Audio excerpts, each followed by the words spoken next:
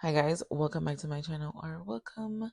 In today's video, we'll be doing a long-awaited overlay on my client nails as well as a cut down, major cut down. She has not been in since August 5th, and when she reached back out to reschedule her appointment, she pushed it out additional 2 weeks. Then the date that she wanted, I didn't have anything, so I had to push her out 3 more weeks on top of that. So she came back in October 14th. So I had to do a lot of work. I had to do some cut down. I had to file off all the product off her nails. This is Hardgel that she has on. She ended up gluing a few of them that she keep on bumping because she did not want to split them. So you will see me debulk a lot of the product. Well, I took off majority of the product, and wherever she put the glue at, where she had the bubbles from her repeatedly bumping her nails, I had to make sure all the glue was off. So I will be using my 240 grit to prep her natural nail, as well as making sure all the glue is off her nail plate. And then you'll see me cut her nails down and prep for application. If you guys have any questions about my clients being out for this long is not recommended. I don't recommend it. I was so surprised that she came back with all her nails on, but I did what I could, and I just let her know whenever she's out for that long again, try not to file her sidewalls, because she was filing her sidewalls thinking it was gonna probably snag on something because she was out for that long, but it didn't snag. So she just had bubbles from repetitive bumps and her apex being non-existent. So the apex was all the way down to the free edge of the nail. So yeah, I went ahead and used my tungsten bit to remove most of the product. And then I went in with my flame bit to prep the cuticle. Then I went straight in with my 240 grit sanding band. And yeah, so I'll let you guys watch this portion of the video, and I'll be...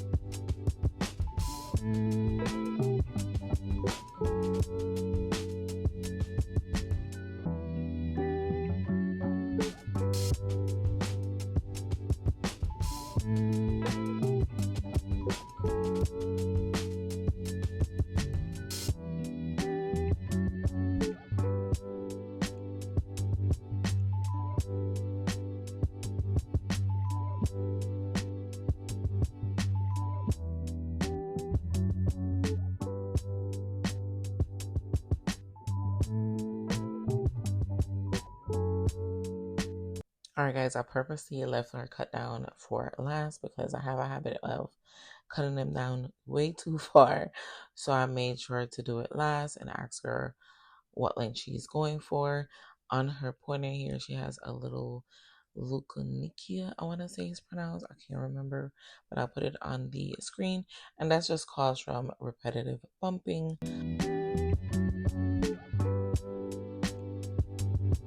Here I'm just going ahead to push her cuticles back, and then I'll go straight in with my flame bit.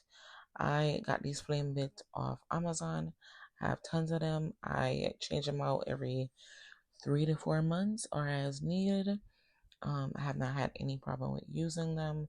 She had a bit of glue trapped in her sidewalls, so I just gently used the flame bit to clean that up. And then I went in and used it in a reverse motion as well to make sure everything is nice and clean and I don't have any glue on her skin or her sidewalls. I don't want any lifting, so I make sure that the prep is thorough with her nail being out for so long, and she doesn't really have a lot of buildup anyways, so it's always a smooth sailing. I want to say for both her toes and her nails, it took me about two 2 hours and 10 minutes to get done with everything. So yeah, and she was my first for the day. So my next one came in, I was finishing up, and she loved her nails. We went for some cat eye, and we did some cheetah, some stamping, and we did some French with my Jello Jello nude and black. I ended up putting a black French tip on one of the nails. It just looked bare, so I added a little bit more color on the nails. They turned out really, really nice. I hope you guys enjoy this video. I'll let you guys watch the prep portion.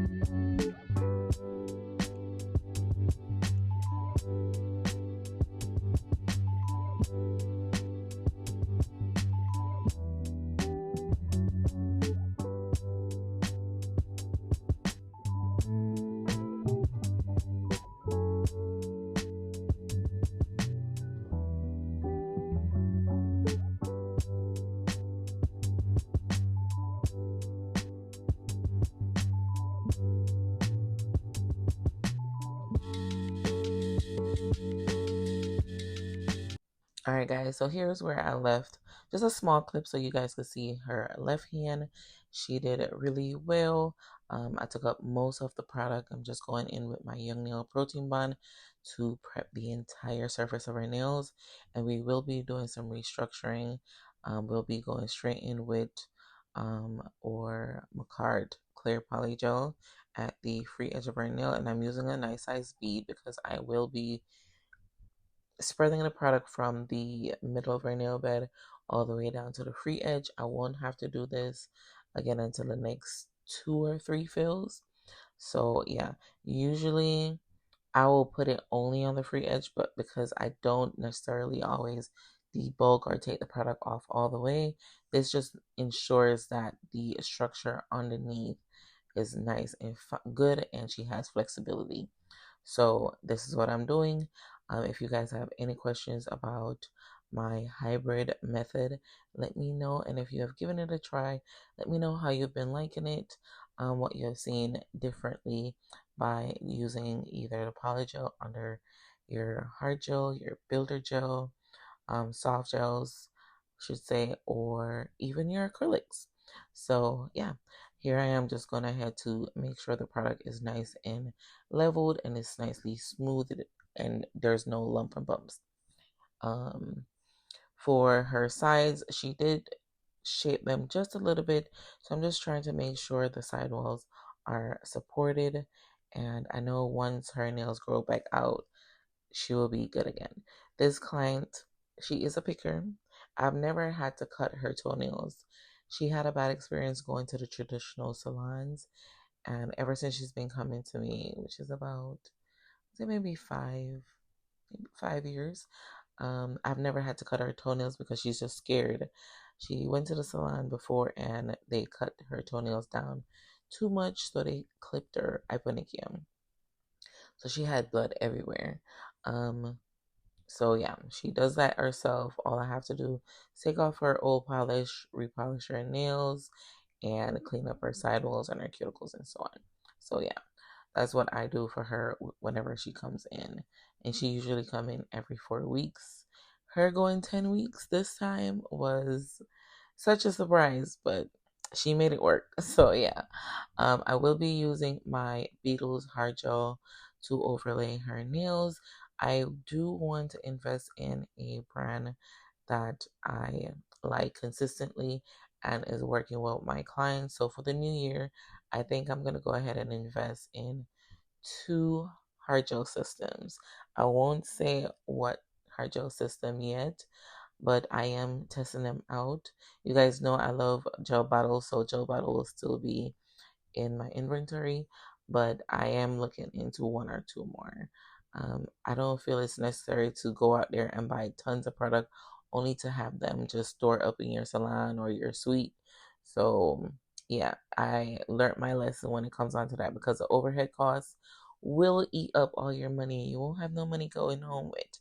So with that being said, I'm going to be pushing our cuticle back just a little bit more, and then we'll go straight in with our slip layer, and I will take a bead of hard gel, place it closest to the cuticle, gently push it to the side to the cuticle, and then use the tip of your brush or the belly of your brush to help skirt it down the entire nail. So yeah, making sure you don't have any lumps and bumps. And this product self levels very well. I like the consistency of it. I haven't had any problems with using it with my clients.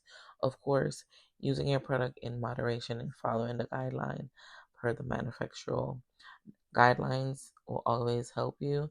So yeah. So I'll let you guys go ahead and watch this portion.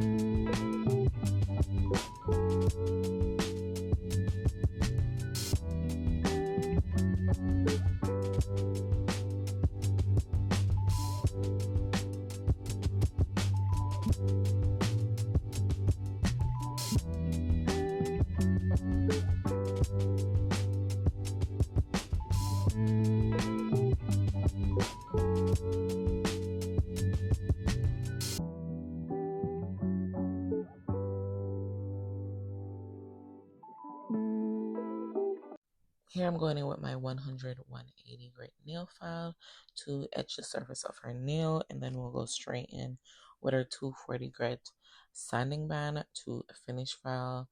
Make sure her cuticles and her sidewalls are nice and clean, and then we will be going underneath to file up her natural nail just a tiny bit. She does like her natural C curve, so I try not to take that away too much, and then we'll go straight in. She'll wash, and then we'll go straight in with her design. And then for our design, we'll be doing a little bit of stamping here and there. I think we stamp 2 nails with cheetah print or leopard cheetah print, I want to say.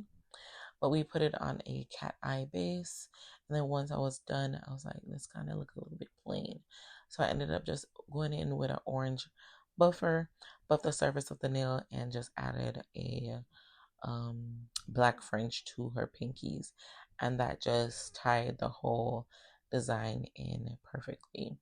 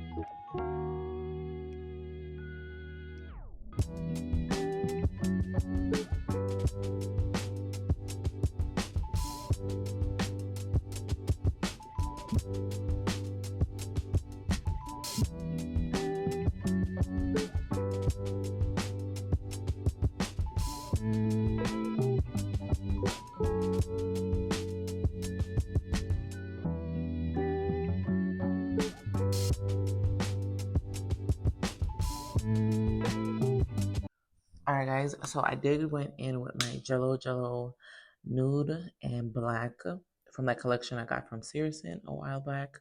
I wish I could link them for you guys, but I know they're not available here. So yeah, and I am enjoying these Born Pretty cat eyes every time I watch a new tutorial or a haul from my nail lovers here on YouTube. I'm always going to add one more to the collection. So I have a whole IKEA shelf right now full of Born Pretty cat eyes. And they do come in clutch when, especially when you don't really have a design in mind. And for my clients, they like more subtle designs. So yeah. So I will be going ahead to use my stamping plate to stamp the cheetah print on top of the cat eye. And these stamping plates, I did pick them up from Amazon. I will link them in the description bar or on my Amazon storefront if you guys want to check them out. I've had no problems with picking up the design. The cat eyes that I picked up as well will be linked in my description bar and my Amazon storefront if you want to check it out. So yeah, I want to give you guys an update with school. School has been going really well. This last week I finished up on my theory lesson plan, and I was overthinking it just a tiny bit But I got some reassurance today in class from our instructor. And then for this week portion, we will be creating the worksheet for the theory portion of the lesson plan. So I'll be doing some PowerPoints, Quizlet, flashcards, then fill-in sheets, and so on. And then come next week, week 6, we will be doing a presentation. Basically, present doing a presentation as if we were teaching a class, and there's 17 of us. My first presentation, it was nerve-wracking. We all were a little bit nervous. So I'm excited to see how I'll be doing this next presentation. Given that we'll be practice teaching, I'm just gonna try and visual everyone as students, and like they know what I'm talking about. So I'll keep you guys updated about that. It's 17 of us, so I feel like we all can learn from each other, whether it's different teaching style, different way to create their lesson plans to make it fun and interactive. So yeah, the best is yet to come. I'm happy to share a glimpse of what's going on, or just a story of what's going on behind the scenes with me. I hope to be back on schedule, like sharing a little bit, like a day in the life once things settle down.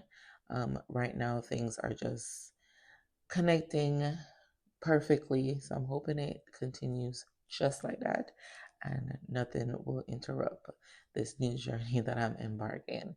If you are new here, thank you for being here. And to my subscribers, thank you so much for supporting me and being a part of this community. If you have tried any of my methods or want to see anything from me in my next upcoming videos, please to leave them down in the comment section. All the products that I use will be listed in the description bar, as well as my Amazon storefront. And I will see you guys in my next one. Thanks for watching, y'all.